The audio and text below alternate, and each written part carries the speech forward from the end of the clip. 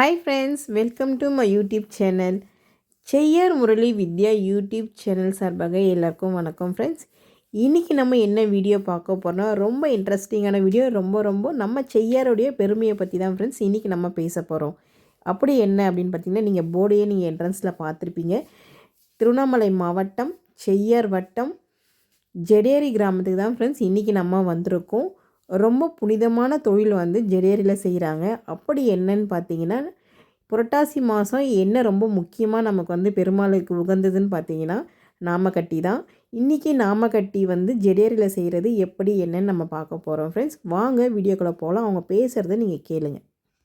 நான் தெய்வசிகாமணி தெய்வசிகாமணி திருவண்ணாமலை மாவட்டம் செய்யார் வட்டம் ஜடேரி கிராமத்தை சேர்ந்தவர். நான் இந்த 55 வருஷமாக நான் இந்த தொழிலை செஞ்சிட்ருக்கிறேன். இதாவது இந்த நாமக்கட்டி புனிதமான தொழிலுங்க. இந்த புனிதமான தொழிலுக்கு மத்திய அரசும் மாநில அரசும் எங்கள் ஊருக்கு புவிசார் குறியீடு கிடச்சிருக்கு அந்த தொழிலுக்கு. அதனால் நாங்கள் பிடிச்சி வச்சோங்க. எங்களுக்கு அந்த அங்கீகாரம் கிடைச்சது ரொம்ப பெருமை எங்களுக்கு. இந்த தொழில் புனிதமாக ஆண்டவங்களுக்கு ஆன்மீகத்தை செய்து எங்களை நல்லதுங்க. திருவண்ணாமலை மாவட்டம் செய்யார் வட்டம் ஜடேரி கிராமத்தை சேர்ந்தவர். நாங்கள் இது 3 தலைமுறையாக எங்களுடைய நாமக்கட்டி தொழிலை செஞ்சுக்கிறோம். அதாவது எங்கள் ஊரில் மண் கிடையாது, பக்கத்து ஊரில் தான் மண் எடுத்து இங்கே செய்கிறோம். அதாவது இது புனிதமான தொழிலுங்க. அதாவது ஆன்மீகத்துக்கு இது முக்கியமானது. இது முக்கியமானதுங்க. அதே புரட்டாசி மாதம் நான் பெருமாளுக்கு இது திருமண தயாரிக்கிறது எங்களுக்கு ஒரு பெருமை. அதாவது இது கஷ்டமான தொழிலாக இருந்தாலும் நாங்கள் செய்கிற தொண்டு அதாவது ஆண்டவன் நம்மளை படைத்தான், அவங்களுக்கு செய்கிற தொண்டு தான் இது. கஷ்டம் பற்றி நினைக்கக்கூடாது, நம்ம ஆண்டவனுக்கு தான் நம்ம செய்யணும் அப்படின்னு நாங்கள் இந்த தொழிலை செய்கிறோம். இப்போ இது இப்போ நம்ம ஊரில் செஞ்சு வேறு எங்கெல்லாம் நீங்கள் அனுப்புகிறீங்க? இல்லை இங்கே வியாபாரிகளும் வாங்கிக்கிறாங்களா எப்படி?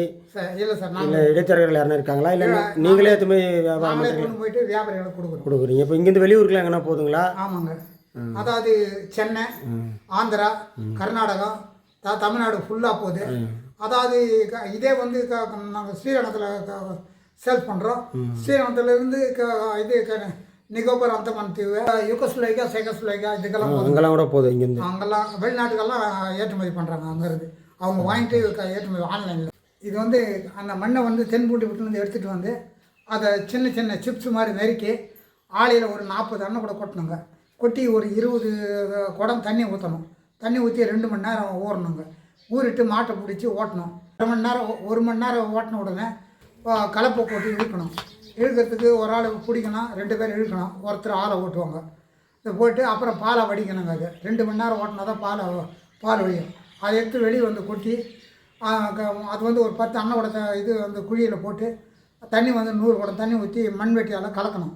கலக்கணும்னா கீழே மண்ணும் பால் நின்றுடும்.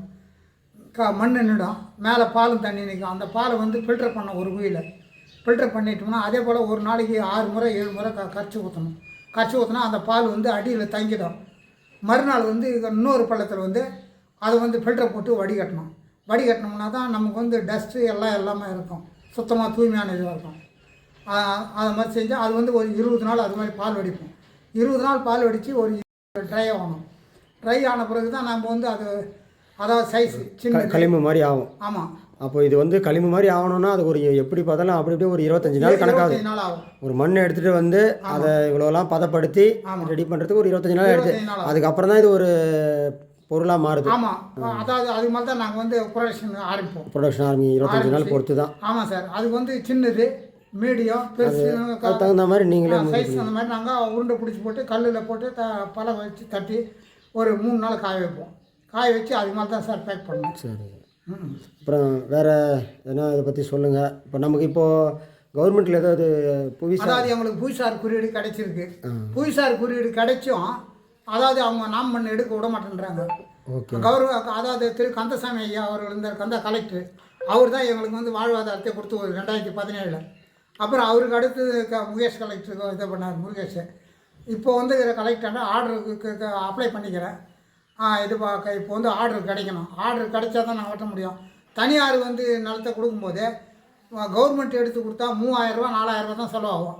ஆனால் தனியார் 20,000 கேட்குறாங்க. 20,000 கொடுத்து நாங்கள் மொத்த ப்ரொடக்ஷன் முடிச்ச பிறகு அது 10 ரூபா பொருள் 5 ரூபாய்க்கு கேட்குறாங்க வியாபாரிங்க. அதனால எங்களால் முடியாது. கவர்மெண்ட்டே இது இப்போ இதுக்கு நமக்கு அரசு ஒத்துழைப்பு கொடுத்தா நம்ம அந்த தொழிலை வந்து தொடர்ந்து செய்யலாம். இப்போ நம்ம தனியார் துறையை நம்பி இருக்கும்போது அந்த மண்ணோட விலை அதிகமாகும் போது அதிகமாகும் போது பொருளோட விலை கம்மியாக இருக்குது. அதனால நாங்கள் வந்து தொழிலை செய்ய முடியாத நிலைமை ஆயிடுது. அதனால எங்களுக்கு அரசு அதுக்கு ஒரு ஒத்துழைப்பு கொடுத்தா நல்லா இருக்கும். ஒத்துழைப்பு கொடுத்தா நல்லது. நாங்கள் சரிங்க.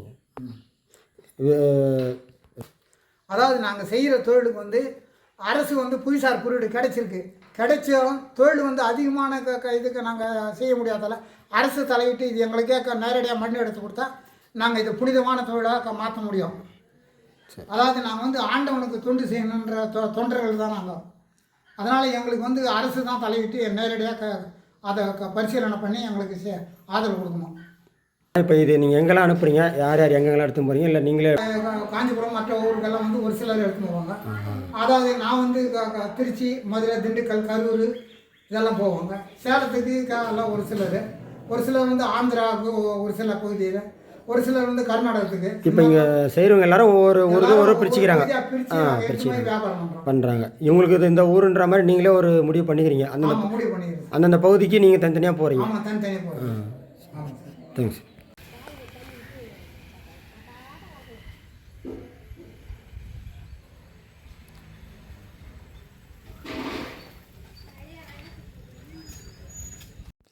ஃப்ரெண்ட்ஸ், வீடியோ ஃபுல்லாகவே பார்த்துருப்பீங்க. திருவண்ணாமலை மாவட்டம் செய்யார் வட்டம் ஜடேரி கிராமத்தில் வந்து நாமக்கட்டி செய்கிறத நீங்கள் வந்து எப்படிலாம் அவங்க ப்ராசஸ் பண்ணுறாங்க அப்படின்றது எல்லாமே வந்து அந்த ஐயா வந்து சொல்லியிருப்பார். ரொம்ப பெருமையாக இருக்குங்க. நம்ம செய்யார் ஜடேரியில் வந்து நாமக்கட்டி செய்கிறது ரொம்ப பெருமையாக இருக்குது. இது வந்து ஒரு புனிதமான தொழில் அவங்களே சொல்லியிருப்பாங்க. இந்த நாமக்கட்டி செய்கிறது வந்து ரொம்ப ஈஸி கிடையாதுங்க. ரொம்ப கஷ்டம். அவங்க சொல்லும்போது தான் நமக்கே வந்து தெரிய வந்தது. இது வந்து ஒரு மாதமான ஒரு ப்ராசஸ். இது வந்து அவர் வந்து ஒரு 4-5 வகையான பால்லாம் வந்து இதில் எடுக்கணும். இது வந்து அதில் இருக்கிற மண் எல்லாமே சுத்தப்படுத்தி அவங்க வந்து ஒரு மாதத்துக்கு இதை வந்து பதப்படுத்தி தான் செய்கிறாங்க. 10 ரூபா பொருள் தான். ஆனால் இவங்களுடைய ப்ராசஸ் பார்த்திங்கன்னா ரொம்பவே வந்து கஷ்டப்பட்டு தான் இவங்க செய்கிறாங்க. இது வந்து ஒரு சிறு தொழில் தான். ஆனால் இதில் எவ்வளோ கஷ்டம் இருக்குது அப்படின்றது நம்ம அங்கே கேட்டதுக்கப்புறம் தாங்க நமக்கே தெரிய வந்தது. அவங்க கடவுளுக்கு வந்து இது வந்து ஒரு பாக்கியமாக நினச்சி இவங்க வந்து இந்த தொழிலை செய்கிறாங்க. ஃப்ரெண்ட்ஸ், வீடியோ ஃபுல்லாக பார்த்ததுக்கு ரொம்ப நன்றி.